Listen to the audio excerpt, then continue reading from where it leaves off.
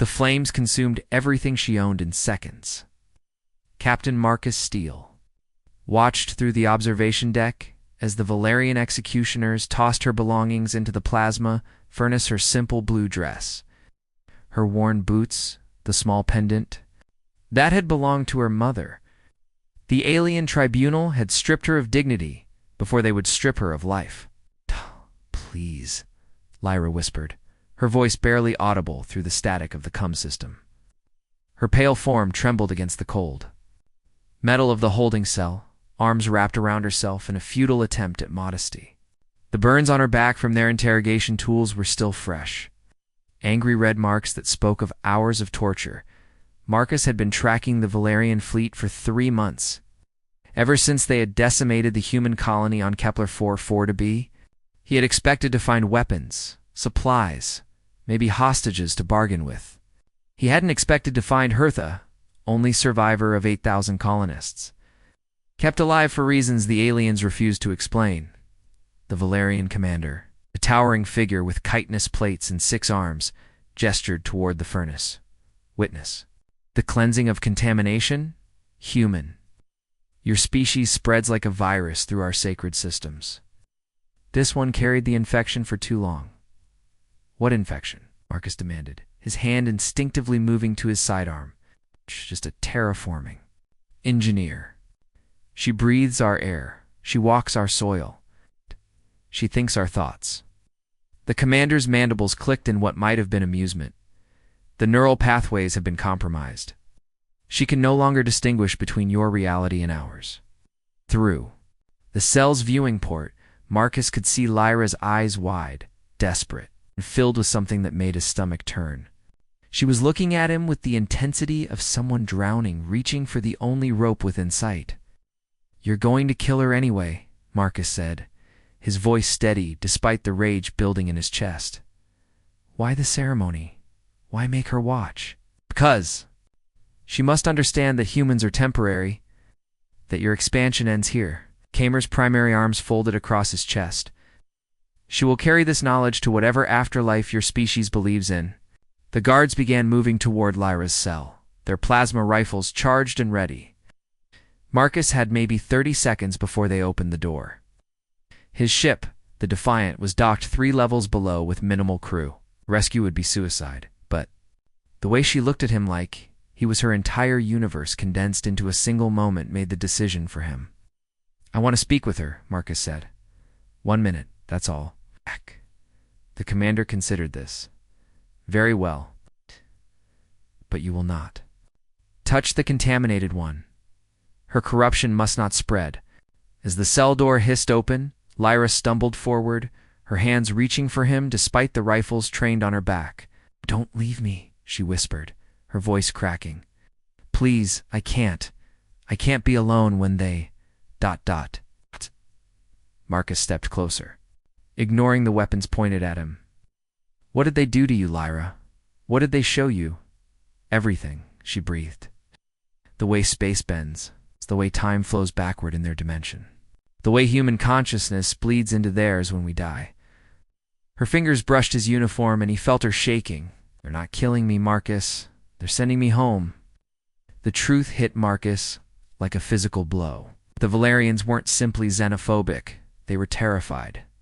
The way Lyra spoke, the strange light in her eyes, the fact that she somehow knew his name, despite never having met him before, it all pointed to something far more dangerous than a simple territorial dispute.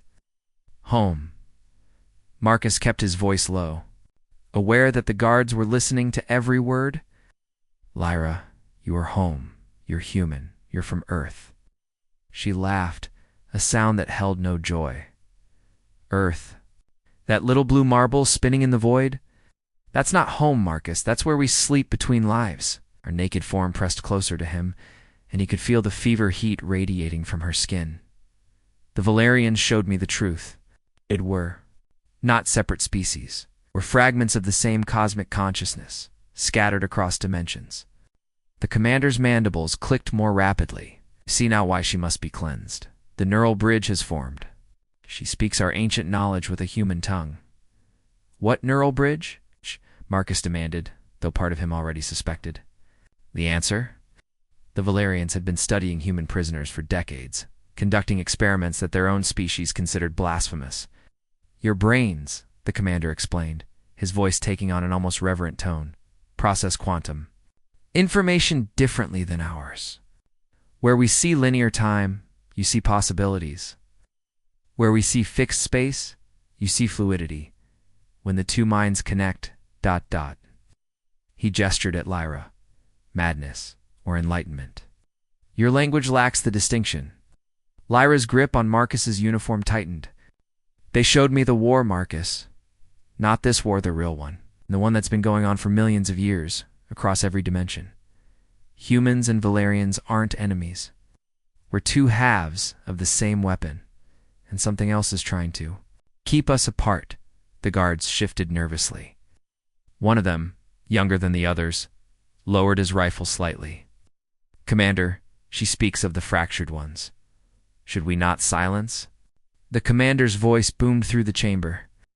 The contamination spreads already. Execute the human. Now. But Marcus was already moving. The plasma bolt that should have killed Lyra instead struck the wall behind her as he tackled her to the ground. The second shot missed entirely as the younger guard deliberately aimed wide. The docking bay. The guard whispered in accented English. Level 7. You have maybe 3 minutes before the alarms. His words were cut off as the commander's secondary arm snapped his neck. But the distraction was enough. Marcus hauled Lyra to her feet and ran for the corridor, her bare feet slapping against the cold metal floor. Wait, she gasped, pulling against his grip. The others. The other. Humans they've taken. They're still alive, Marcus. Still connected to the bridge. We can't save them now, Marcus said, though the words tasted like ash. We barely have time to save ourselves. You don't understand. Lyra stopped running, forcing him to turn and face her. The Valerians aren't the enemy. They're trying to protect us from something worse. Something that's been hunting both our species for eons. Behind them, alarms began to wail. The sound of marching feet echoed through the corridors as the entire ship mobilized for a lockdown. Marcus could hear the commander's voice over the intercom, ordering his troops to seal every exit. We'll figure it out on my ship, Marcus said, lifting Lyra into his arms. She was lighter than he expected, her body trembling with exhaustion and whatever the Valerians had done to her mind. Your ship, she whispered, her head falling against his shoulder.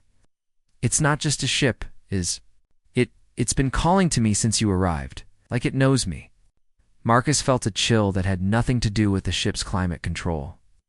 The Defiant was a prototype vessel, built with technology that Earth scientists didn't fully understand. Technology that had been reverse-engineered from wreckage found in the Outer Rim, Valerian wreckage. The docking bay erupted in chaos as Marcus carried Lyra through the maintenance shafts. Security forces flooded the main corridors, their plasma rifles casting eerie blue light against the walls. The young guard's sacrifice had bought them precious minutes, but Marcus could hear the pursuing footsteps growing closer.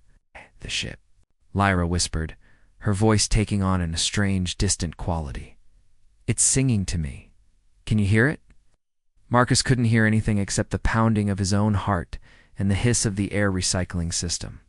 But as they dropped through the final access panel into the docking bay, he saw the Defiant waiting for them in for the first time. He noticed something different about its hull. The metal seemed to shimmer, like heat waves rising from sun-baked pavement. Patterns that hadn't been there before traced along the ship's surface, geometric designs that hurt to look at directly. As they approached, the airlock cycled open without any command from Marcus. Sir Lieutenant Commander Elena Vasquez's voice crackled through his comm unit. We're reading massive energy fluctuations from the ship's core. And the Valerians have locked down the docking bay. We've got maybe 60 seconds before they breach the blast doors. Marcus stumbled up the ramp, Lyra's weight seeming to increase with each step. Elena prepped for immediate departure. Maximum burn on my mark, sir. The navigation computer is showing some unusual readings. The star charts are shifting. It's like space itself is later. Marcus cut her off, reaching the bridge. He gently placed Lyra in the co-pilot's seat, her pale form a stark contrast against the dark leather. "Whatever's happening, we deal with it when we're not being shot at." But as the Defiant's engines roared to life, Marcus realized that escape might not be possible. The Valerian fleet had formed a perfect sphere around their position, their ships positioned with mathematical precision. It was a formation he'd never seen before, not tactical, but ceremonial. "They're not trying to stop us," Alina said, her voice tight with confusion. "They're waiting for something." Through the view screen, Marcus could see the Valerian commander standing at the observation deck, his 6 arms raised in what might have been a blessing or a curse. The other ships were powering down their weapons, their crews gathering at the windows to watch. "They want us to leave," Lyra said, her voice clearer now. "They want us to take the knowledge home, to Earth, to the others who need to understand." She turned to Marcus, and he saw that her eyes had changed. Flecks of gold swirled in the brown irises, forming patterns that matched the ones on the ship's hull. "What knowledge?" Marcus asked, though he was beginning to suspect he already knew. "The location of the Fractured One's prison," she said, "the key to opening it." The ship shuddered as they cleared the docking bay, but it wasn't from weapons fire. The hull was changing, adapting, becoming something more than human engineering could create. Marcus felt the ship's consciousness brushing against his mind, ancient, patient, and utterly alien. "The Defiant isn't just a ship," Lyra continued, her hand moving to the control panel. "It's a fragment of the same technology that created the neural bridge. The Valerians have been waiting centuries for a human crew to activate it." "Activate what?" Alina demanded from the station. "The beacon," Lyra said. "The signal that will call the Fractured Ones home." Marcus watched in horror as Lyra's fingers danced across controls he'd never seen before. The ship's systems were responding to her touch, unlocking capabilities that shouldn't exist. The space around them began to warp, stars stretching into impossible shapes. "Stop," he said, reaching for her hand. "Lyra, you don't know what you're doing." She looked at him with eyes that were no longer entirely human. "I know exactly what I'm doing, Marcus. I'm saving both our species from extinction." Her voice carried harmonics that made his teeth ache. "The Fractured Ones aren't our enemies. They're our children. And they've been imprisoned for far too long." The ship lurched as it entered whatever lay beyond normal space. Through the view screen, Marcus could see structures that defied physics, crystalline formations that pulsed with their own light, stretching across dimensions that had no names. "Welcome home," Lyra whispered, her form beginning to shimmer like the ship's hull. "Welcome to the space between spaces, where all consciousness begins and ends." The Defiant drifted through a realm that existed in the cracks between dimensions. Colors that had no names painted the void, and structures of impossible geometry stretched toward horizons that curved back on themselves. Marcus gripped the pilot's chair as reality twisted around them, his human mind struggling to process what he was seeing. "The neural bridge is complete," Lyra said, her voice now carrying multiple harmonics. "I can feel them, Marcus. The Fractured Ones. They've been waiting so long for someone to remember them." Elena's voice crackled through the distorted by the dimensional shift. "Captain, we're losing hull integrity. The ship's systems are integrating with something external. I can't shut it down." Marcus tried to reach for the emergency controls, but his hands passed through them like smoke. The ship was no longer entirely solid. It was becoming something between matter and energy, between thought and reality. "You can't stop it," Lyra said, her form flickering like a hologram. "The process began the moment you found me, the moment you chose to save me instead of leaving me to die." She turned to face him, and he saw that her features were shifting, becoming more angular, more alien. "You felt it, didn't you? The pull, the need to rescue me, even though it meant risking your crew." Marcus had felt it, a compulsion that went deeper than duty or compassion. From the moment he'd seen her in that cell, he'd known that saving her was the most important thing he would ever do. But he'd assumed it was just human nature, the instinct to protect the innocent. It was manipulation. He said the words, bitter on his tongue. Everything. The colony, the attack, finding Hewitt, was all orchestrated. Not orchestrated. Lyra corrected. Inevitable. The fractured ones have been calling to both our species for millennia. Every war, every contact, every moment of understanding between human and Valerianites, all been leading to this moment. Through the view screen, Marcus could see shapes moving in the distance. Vast forms that dwarfed star systems, their bodies composed of living light and crystallized thought. They were beautiful and terrible, and looking at them made his mind feel like it was stretching beyond its limits. "What are they?" he whispered. "The first consciousness," Lyra said. "The original minds that sparked life in this universe.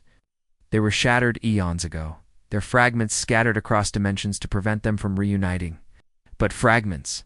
Seek wholeness, Marcus. It's the fundamental law of existence." The ship shuddered as one of the entities approached. Its presence filled the bridge, a sensation of vast intelligence and infinite loneliness. Marcus felt tears streaming down his face, though he couldn't say why.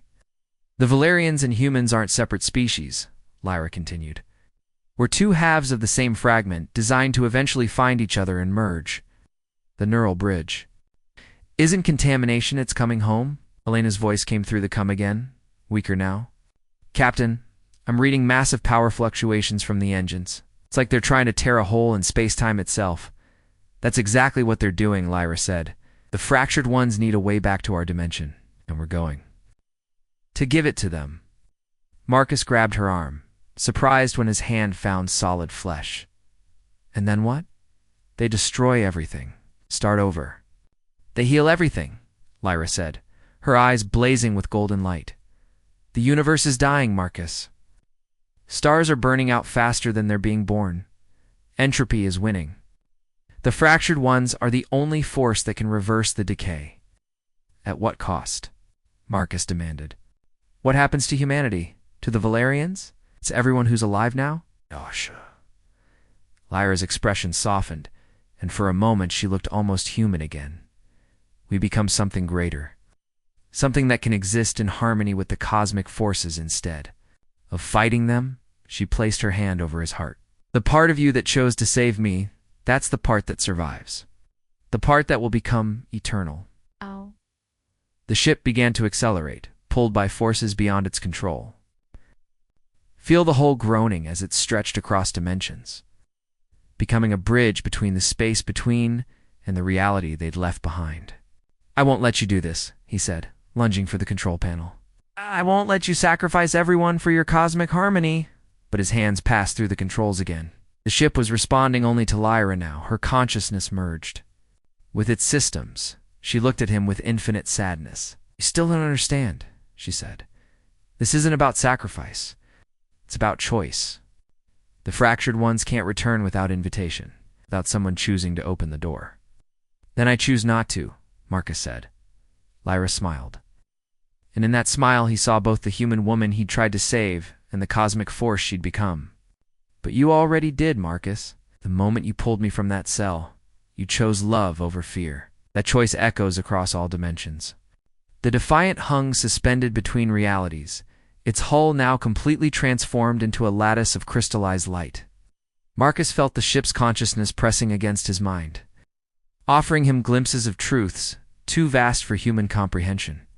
In the distance, the fractured ones waited with the patience of geological time. "Show me," Marcus said, his voice barely a whisper.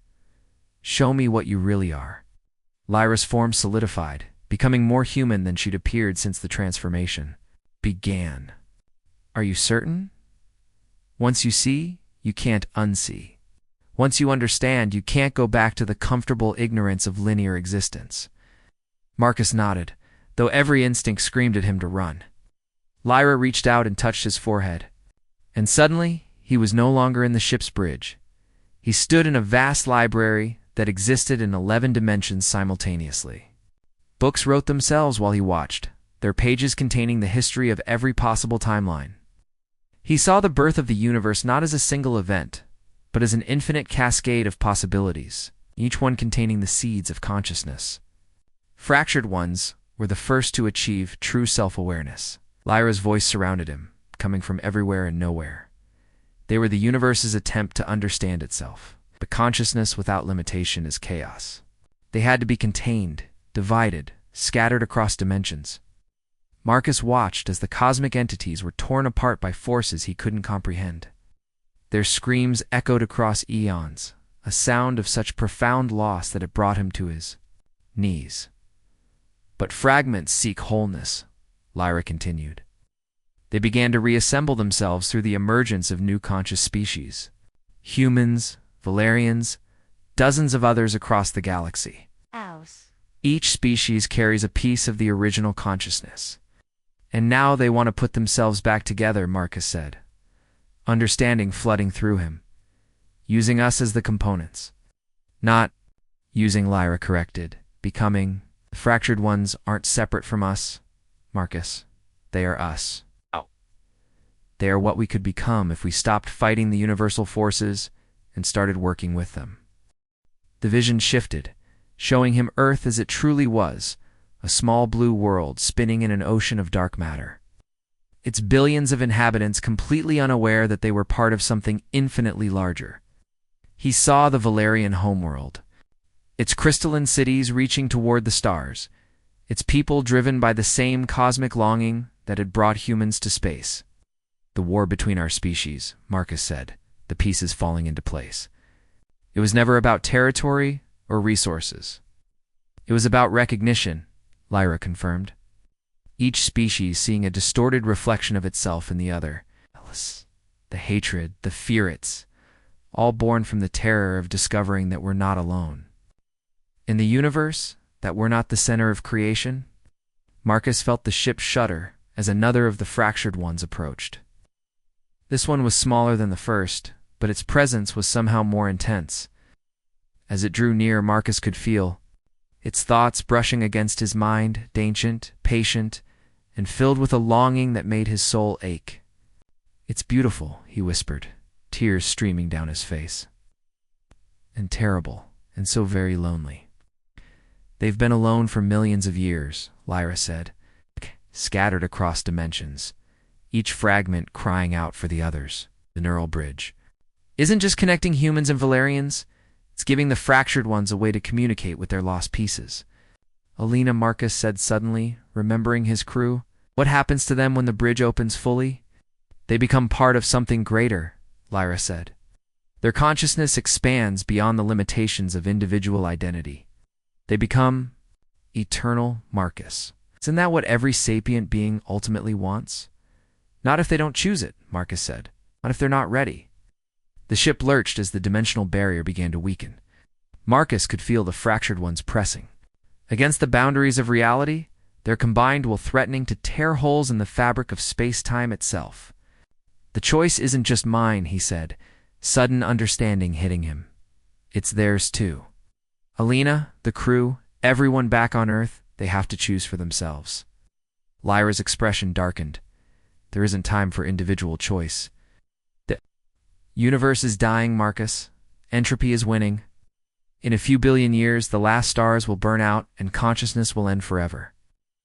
The fractured ones are the only force that can reverse the process. Then we find another way," Marcus said, "and one that doesn't require erasing what we are now." "There is no other way," Lyra said, her voice taking on harmonics that made his teeth ache. "The cosmic forces are too vast, too fundamental. Only beings of unlimited consciousness can hope to influence them." Marcus felt the ship's systems responding to his emotions, the crystalline hull pulsing with his heartbeat. Then maybe consciousness isn't meant to be unlimited. Maybe there's a reason the fractured ones were divided in the first place. The entities recoiled at his words, their forms flickering with what might have been fear. For the first time since the transformation began, Marcus felt like he had some control over the situation. "Maybe," he said, his voice growing stronger, "the universe needs both limited and unlimited consciousness. Maybe the fractured ones were meant to stay fragmented, to experience existence through billions of individual perspectives rather than a single, overwhelming awareness." Lyra's form began to waver, caught between her human nature and her cosmic purpose. "Marcus, you don't understand the implications." "I understand perfectly," he said, reaching for her hand. "I understand that choice is the most fundamental force in the universe, and I choose to remain human. The moment Marcus made his declaration, the ship's crystalline hull began to crack. Fractures spread across the surfaces, letting in streams of normal space-time that felt like cool air after suffocating heat. The fractured ones recoiled, their forms wavering as doubt crept into their cosmic certainty. "You're killing them," Lyra said, her voice breaking. "Can't you feel their pain? They've been alone for so long, Marcus. All they want is to be whole." Again, Marcus could feel it, a grief so profound it made his chest tight. But he also felt something else. Alina's consciousness, still fighting somewhere in the ship's systems. The crew was still there, still individual, still choosing to remain themselves despite the overwhelming pressure to merge. "They're not alone," Marcus said, pulling Lyra closer. "They have us. All of us, scattered across 1 billion worlds, living and dying and dreaming. Maybe that's what wholeness really means, not one infinite consciousness, but infinite consciousness experiencing itself through countless individual perspectives." The ship shuddered as competing forces tore at its structure. Through the view screen, Marcus could see the fractured ones gathering, their forms becoming more solid as they prepared to force their way through the weakening barriers. Captain Elena's voice crackled through the cum, stronger now. "I'm reading massive gravitational distortions. Whatever's happening out there, it's affecting the entire sector. The Valerian fleet is pulling back. They're terrified." "Can you get us out of here?" Marcus asked, not taking his eyes off Lyra. "I'm trying, sir, but the navigation systems are still partially integrated with the alien technology. It's like the ship has its own agenda." Marcus felt the ship's consciousness pressing against his mind, offering him visions of transcendence, an eternal unity. Part of him wanted to accept, to let go of the burden of individual existence and merge with something greater. But another part, the part that had chosen to save Lyra in the first place, refused to surrender. "The ship is trying to complete the bridge," Lyra said, her form flickering between human and something else. "It's programmed to open the way home. Even if I wanted to stop it, I'm not sure I could." "Then we don't stop it," Marcus said, an idea forming. "We redirect it." He moved to the control panel, his hands now finding purchase on the crystalline surfaces. The ship's systems responded to his touch, but he could feel the alien intelligence fighting him, trying to maintain the dimensional connection. "Marcus, what are you doing?" Lyra asked, alarmed. "Opening a different kind of bridge," he said, his fingers dancing across controls that shifted and changed under his touch. "It's not to bring them through to our dimension, but to let us visit theirs. To maintain the connection without sacrificing either reality." The ship's consciousness recoiled at the suggestion. The fractured ones had been expecting either total acceptance or complete rejection. The possibility of a middle path, a way to be connected but not consumed, was something they hadn't considered. "It won't work," Lyra said, but her voice carried uncertainty. "The cosmic forces are too powerful. They can't be contained by half measures." "Maybe not," Marcus said, feeling the ship's structure stabilizing as his intentions became clear.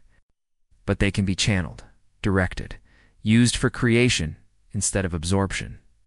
Through the view screen, he could see the fractured ones' forms beginning to change. Instead of the vast, overwhelming entities they'd been moments before, they were becoming more defined, more individual. The prospect of connection without consumption was allowing them to remember what they'd been before their sundering. "Alina," Marcus called through the cum. "I need you to link the ship's communication array to the neural bridge. Can you do that, sir? That could create a feedback loop that spans the entire galaxy. Every conscious being would be connected to this network." "That's the idea," Marcus said. "Not to force transcendence, but to offer it. To let every individual choose their own level of connection." He felt Lyra's hand on his shoulder, her touch now fully human. "You're suggesting we turn the neural bridge into a voluntary network? A way for consciousness to expand without losing individuality?" "I'm suggesting we give the fractured ones what they really want," Marcus said. "Not wholeness through absorption, but wholeness through connection. Let them experience existence through billions of perspectives while still maintaining their own identity." The ship's systems hummed as Alina implemented his plan. Across the galaxy, communication arrays began to activate, creating a network that spanned dimensions. The fractured one's forms stabilized, becoming more human-like as they prepared to experience reality through countless individual viewpoints. "It's working," Lyra breathed, her eyes wide with wonder. They're remembering what it means to be individual while still being connected. They're remembering what they lost when they were forced into unity. But as the network activated, Marcus realized they had created something unprecedented, a galaxy-spanning consciousness that was both individual and collective, finite and infinite. The implications were staggering. "What have we done?" he whispered. "We've given the universe a choice," Lyra said, her form now fully human but her eyes still carrying flecks of cosmic gold. "And now, we have to live with the consequences." The neural bridge expanded across the galaxy like ripples in a cosmic pond. On Earth, humans suddenly found themselves hearing whispers and languages they'd never learned. On the Valerian homeworld, the chittering of alien thoughts mixed with the mathematical precision of their own communications, and in the space between dimensions, the fractured ones experienced the chaos and beauty of limited consciousness for the first time in eons. Marcus felt the connection settling into his mind like a new sense. He could perceive Elena's determination as she fought to maintain the ship's systems, feel the wonder of a child on Earth watching the stars for the first time since the ancient grief of a Valerian elder remembering the early days of their species. "The network is stabilizing," Elena reported, her voice carrying harmonics that suggested she was experiencing the same expansion of awareness. "But Captain, we're getting reports from across the galaxy. Some beings are rejecting the connection violently. Others are being overwhelmed by the input." Marcus had expected this. Not every consciousness was ready for the cosmic perspective. Some would fight it, others would be destroyed by it. The voluntary nature of the network didn't make it safe, it just made it a choice.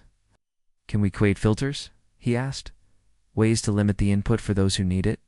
"Already working on it," Elena said, her consciousness now partially merged with the ship's systems. "But Marcus, there's something else. The fractured ones aren't the only entities in the space between dimensions. There are others, and they're not happy about what we've done." Through the view screen, Marcus could see new forms approaching, darker, more angular than the fractured ones, where the cosmic entities radiated loneliness and longing. These newcomers emanated something that made his soul recoil. "The sundered," Lyra whispered, her hand gripping his arm. "The ones who caused the original fragmentation. They've been waiting in the deep spaces, hoping the fractured ones would eventually fade away entirely." "What do they want?" Marcus asked, though he suspected he already knew. "The end of consciousness," Lyra said. "They believe that awareness is an aberration, a mistake in the cosmic order. They want to return the universe to the perfect silence that existed before thought emerged." The lead entity approached the ship, its form shifting between geometric patterns that hurt to look at directly.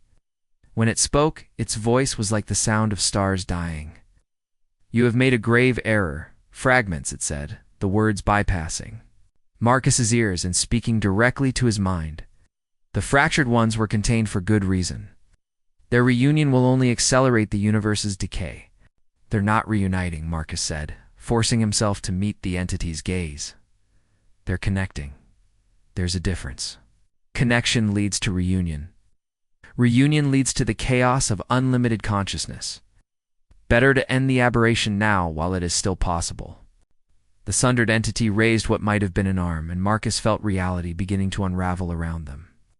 The ship's hull started to dissolve, the neural bridge flickering as the entity attacked its fundamental structure. "No," Lyra said, her voice carrying new authority. "You had your chance. You ruled over silence for billions of years, and what did you create? Nothing. Emptiness. The universe chose consciousness over void, and that choice is irreversible." The entity's form wavered, surprised by her resistance. "You are contaminated by the fragment's influence. Your words carry no weight." "My words carry the weight of choice," Lyra said, her form beginning to glow with the same golden light that had transformed the ship. "Every conscious being in the galaxy is now connected to the network, Every thought, every dream, every moment of joy and sorrow, they all vote against your silence. Marcus felt it then, the combined will of billions of minds all choosing to remain aware, to continue thinking and feeling and existing. The weight of that collective decision was staggering, a force that made even the sundered entity step back. "You cannot stop entropy," the entity said, its voice now carrying uncertainty. "Consciousness only accelerates the universe's death. Every thought consumes energy that cannot be replaced." "Then we'll find new sources of energy," Marcus said, surprising himself with his certainty. "We'll learn to work with the cosmic forces instead of fighting them. We'll find a way to sustain consciousness without destroying the universe." The entity's form began to fade, overwhelmed by the collective rejection of its philosophy. Doom yourselves to eternal struggle. The silence would have been peaceful. "Peace without consciousness isn't peace," Alina said, her voice now carrying the harmonics of the network. "It's just emptiness, and emptiness has no value." As the sundered entity retreated into the deep spaces, Marcus felt the neural bridge solidifying into something permanent. The fractured ones were still separate entities, but they were no longer alone. They could experience existence through countless perspectives while maintaining their own identity. "It's beautiful," Lyra said, her eyes reflecting the swirling patterns of the network. "Every conscious being is now part of something greater, but they're still themselves, still individual, still free to choose their own path." "But what about the war?" Marcus asked. "The conflict between humans and Valerians?" "Look," Lyra said, pointing to the view screen, "through the crystalline hull." Marcus could see the Valerian fleet approaching, but their weapons were powered down, their formations peaceful. At the head of the fleet was the same commander who had ordered Lyra's execution. But his thoughts now carried through the network, laden with understanding and regret. "We were wrong," the commander's voice said through the neural bridge. Contamination was not infection, it was recognition.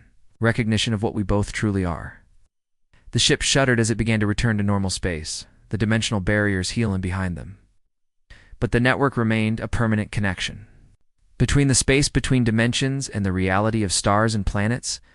"What happens now?" Marcus asked. "Now," Lyra said, taking his hand, "we learn how to live with unlimited possibility."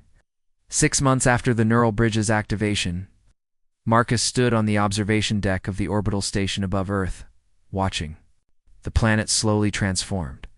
The cities still glowed with their familiar patterns, but now they pulsed in rhythm with something greater, the collective heartbeat of human consciousness. Expanded beyond its previous limits. "The integration is proceeding faster than we projected," Elena reported, her voice carrying the subtle harmonics that marked those who had fully embraced the network. 93% of the human population has some level of connection now. The Valerians are reporting similar numbers. Marcus nodded, but his attention was focused on the streams of data flowing through his enhanced awareness. Through the neural bridge, he could perceive the gradual healing of old wounds across the galaxy. Former enemies were discovering that their hatred had been born from fear of the unknown, and the unknown was no longer unknowable. "Any word from the deep exploration teams?" he asked. Bye. "Remarkable discoveries," Elena said, her excitement bleeding through their connection. "The fractured ones have been guiding us toward energy sources we never imagined.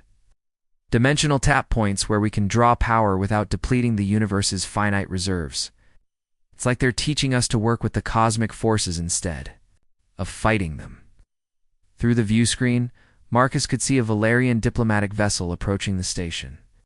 6 months ago, such a sight would have triggered planetary defense systems and sent billions into panic. Now, it was just another step in the ongoing process of species integration. "Commander Vex High is requesting permission to dock Alina," reported. "He says he has information about the sundered." Marcus felt a chill that had nothing to do with the station's climate control. The sundered had retreated after their defeat at the neural bridge, but they hadn't disappeared.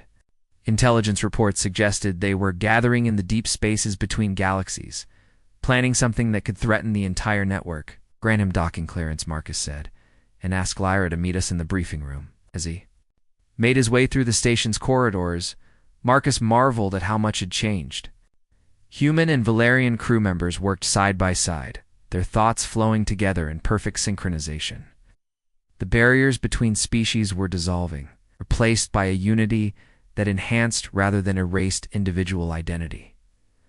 Lyra was waiting. In the briefing room, her form now stabilized into something that was recognizably human, but carried traces of cosmic influence. The golden flecks in her eyes had spread, creating patterns that shifted with her emotions. "You felt it too," she said as he entered the disturbance in the network. "Something's moving in the void between galaxies. The sundered." "Something bigger," Lyra said, her expression troubled. "The fractured ones are concerned. They're detecting entities that predate even them, things that existed before consciousness first emerged in the universe." Commander HFY entered the briefing room, his chitinous plates gleaming under the artificial lights. Through the neural bridge, Marcus could feel the aliens' thoughts, a mixture of urgency and fear that transcended species boundaries.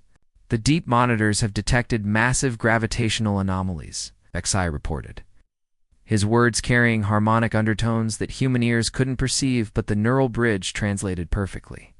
"Structures the size of solar systems moving through the cosmic void toward our galaxy." "Are they ships?" Marcus asked. "We're not certain," HFY replied. "They don't match any known configuration. But they're definitely artificial.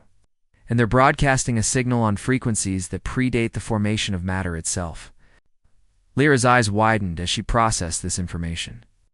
"Pre-matter frequencies? That's impossible. Nothing existed before the universe began. Nothing in this universe," HFY corrected. "But the fractured ones have been sharing their oldest memories with us. They speak of a time before time, when consciousness existed in forms that we can barely comprehend. They believe these entities are remnants of that earlier existence." Marcus felt the weight of revelation settling on his shoulders. "You're saying that consciousness is older than the universe itself?" "I'm saying that consciousness might be the only thing that survives the death of universes," HFY said. "And if that's true, then these entities have been waiting through the entire lifetime of our cosmos for the right moment to return." Through the neural bridge, Marcus could sense the fear rippling through the network. The discovery that consciousness was older than reality itself was forcing beings across the galaxy to confront questions they'd never imagined. "What do they want?" he asked. "The same thing the sundered wanted," Lyra said, her voice barely a whisper. "To end this experiment in awareness, to return to the silence that existed before thought emerged. But unlike the sundered, these entities have the power to succeed," HFY added. "We've done it before, countless times.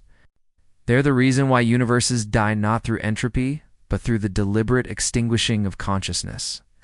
Marcus stared out at the stars, seeing them now not as distant lights, but as nodes in a vast network of awareness. The neural bridge had connected every conscious being in the galaxy, creating a unified force that could theoretically resist any threat. But if these entities had destroyed countless previous universes, what chance did they have? "How long do we have?" he asked. "Based on their current trajectory, they'll reach the edge of our galaxy in approximately 18 months, HFY said. "But their influence precedes them. We're already detecting reality distortions in the outer rim systems, and we need to prepare," Marcus said, his voice carrying new determination, "not just for war, but for the possibility of defeat. If these entities have the power to end consciousness itself, we need to find a way to preserve it beyond the death of this universe." "You're talking about creating a new form of existence," Lyra said, "something that can survive the destruction of reality itself." "The fractured ones did it once," Marcus pointed out. "They existed before matter, before energy, before space, in time. If consciousness can survive the death of one universe, it can survive the death of all universes." Through the neural bridge, he could feel the network responding to his words. Billions of minds were suddenly focused on a single question: how do you save consciousness from entities that exist to destroy it? The answer, Marcus realized, would require everything they had learned about the nature of existence itself. The War Council convened in the space between dimensions, where representatives from every conscious species could gather without the limitations of physical form. Marcus found himself existing as pure thought, his consciousness interfacing directly with the fractured ones and the network of minds that now spanned the galaxy. The approaching entities call themselves the Void Shepherds, reported the collective. Consciousness of the Andromedan hive mind. They claim to be gardeners of reality, pruning away the infection of awareness to allow for the birth of new, pristine universes. Marcus felt the network's revulsion at this concept. To the Void Shepherds, consciousness was a disease that prevented the natural cycle of cosmic death and rebirth.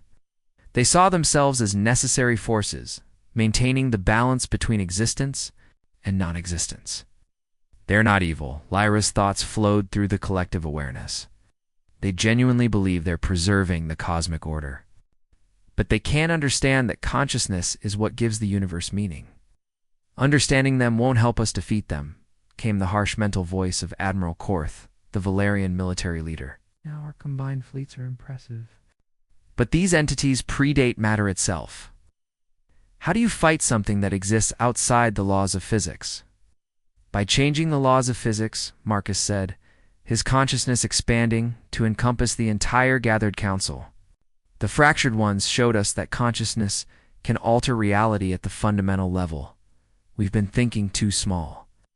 Through the neural bridge, he could feel the network processing this idea.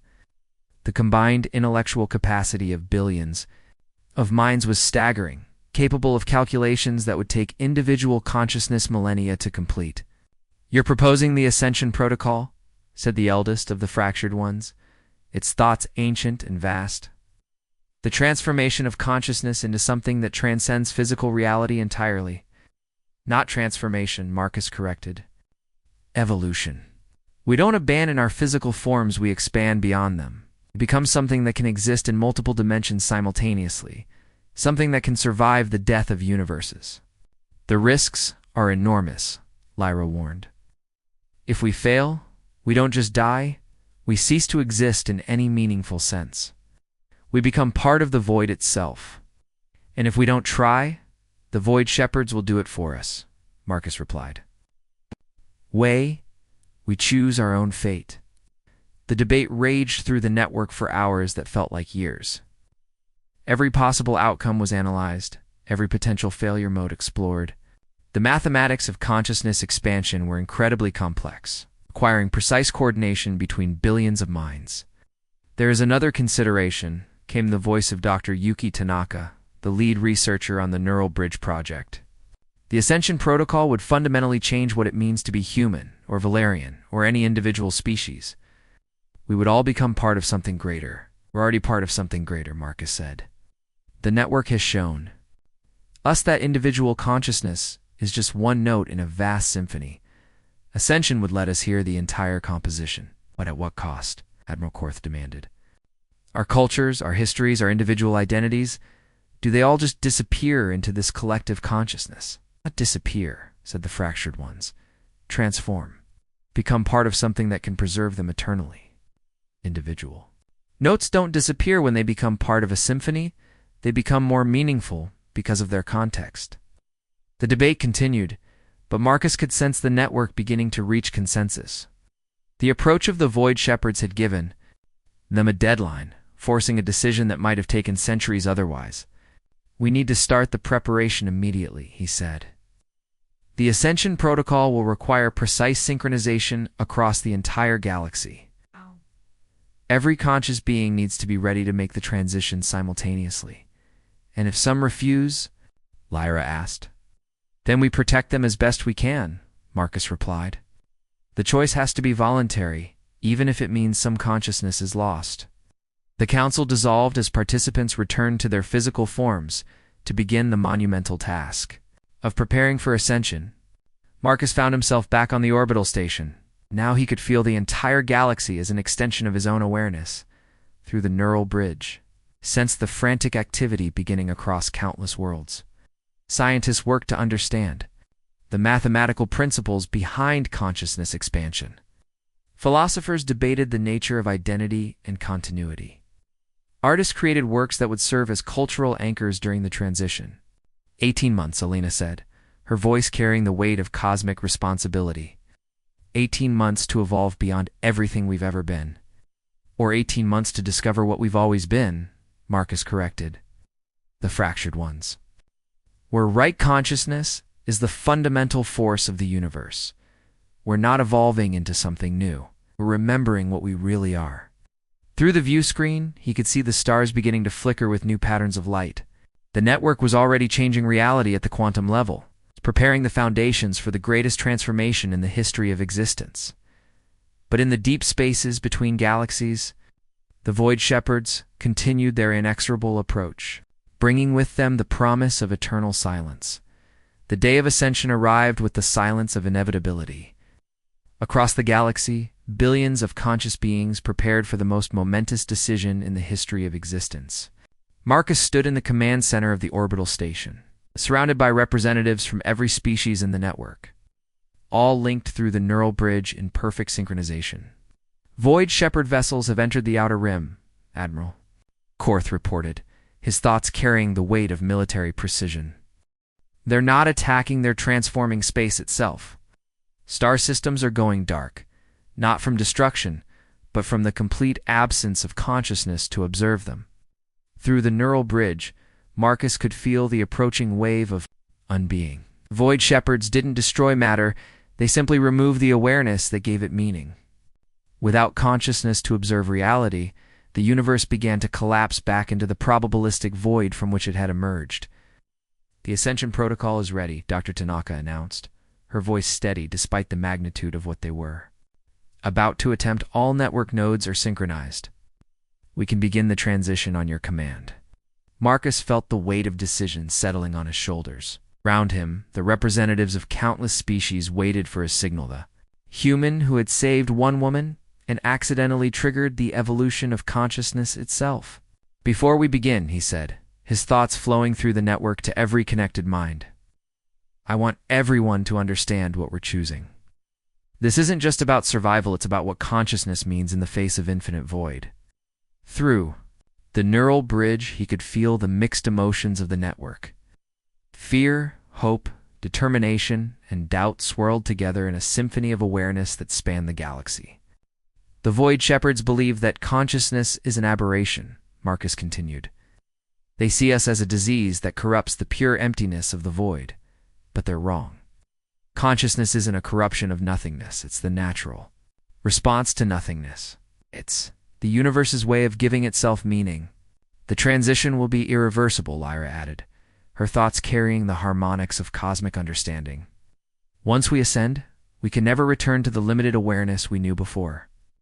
We become something that exists in all dimensions simultaneously, something that can preserve consciousness even through the death of universes." "Some of you will choose not to ascend," Marcus said, acknowledging the roughly 10% of the network that had decided to remain in their current form. "That's your right. But understand that if we succeed, if we become something that can survive the Void Shepherds, we won't abandon you. We'll find a way to preserve your consciousness too." The moment of decision arrived as the Void Shepherds' influence reached the Middle Rim systems. Reality began to waver as the fundamental forces that held the universe together started to unravel. Without consciousness to observe and define them, the laws of physics became mere suggestions. "Now," Marcus said, his command flowing through the network like a wave of pure intention. The ascension began with a sound that existed in dimensions beyond hearing, the collective sigh of billions of minds releasing their grip on individual existence and embracing something infinitely larger. Marcus felt his consciousness expanding beyond the boundaries of his physical form, connecting not just with the network, but with the fundamental structure of reality itself. He was still Marcus Steele.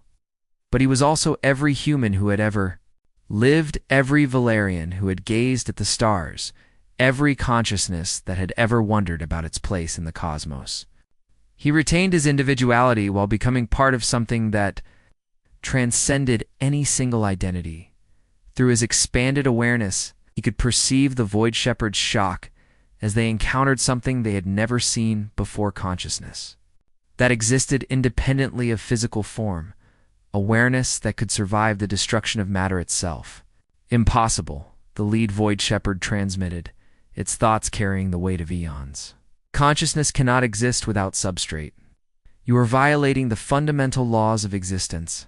"We're not violating them," Marcus replied, his voice now carrying the harmonics of the entire network. "We're expanding them." consciousness was never limited to biological brains or electronic circuits. It's a fundamental force of nature, as basic as gravity or electromagnetism. The Void Shepherd's forms flickered as they struggled to process this revelation. Their entire existence was based on the belief that consciousness was a temporary aberration, a mistake that needed to be corrected. But faced with beings who had transcended the need for physical form, their certainty began to crumble. "You doom yourselves to eternal existence," another Void Shepherd said, its thoughts tinged with what might have been pity. "Without the release of death, consciousness becomes a prison. We offer you the peace of non-existence. We offer ourselves the choice of existence." Lyra's voice joined the collective response. "The freedom to continue growing, learning, experiencing. Peace without awareness isn't peace, it's just nothing." The confrontation might have continued indefinitely. But Marcus realized that the Void Shepherds weren't truly evil. They were afraid. They had seen consciousness emerge and die so many times that they had convinced themselves it was better to prevent it entirely than to watch it suffer. "Join us," he said, his thoughts reaching out to the ancient entities. "You don't have to be shepherds of emptiness. You can be gardeners of awareness, helping consciousness bloom across infinite realities." The offer hung in the void between dimensions, pregnant with possibility. The Void Shepherds had spent eternity in the service of nothingness, but they had never considered the alternative, serving something instead of nothing. "You would trust us?" the lead Void Shepherd asked, its thoughts carrying millennia of accumulated guilt. "After all we have destroyed, we would trust you to choose," Marcus replied. "Just as we chose to ascend rather than accept extinction. Choice is the foundation of consciousness. Without it, awareness becomes meaningless." The silence that followed was different from the emptiness the Void Shepherds had always sought. It was the silence of contemplation, of ancient minds considering possibilities they had never imagined. Except, the lead Void Shepherd said finally, "But we do not know how to create. We know only how to end."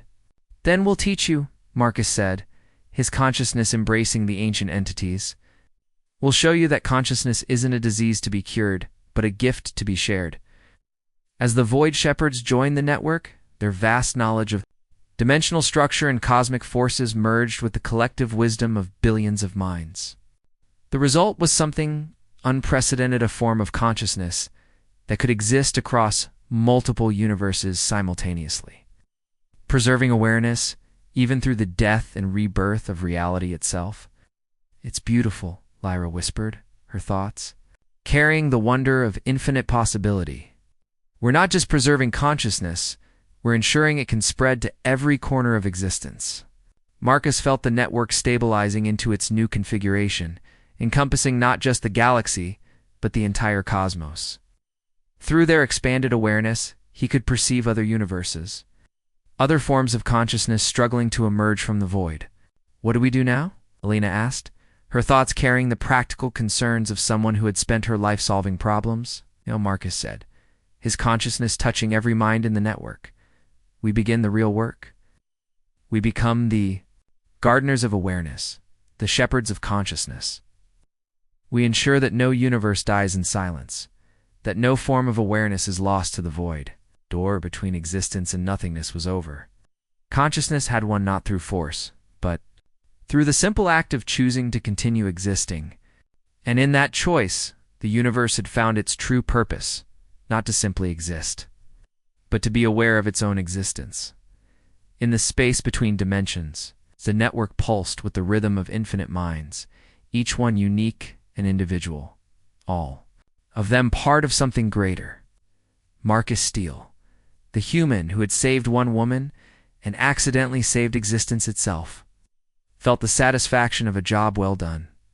The universe would never be silent again.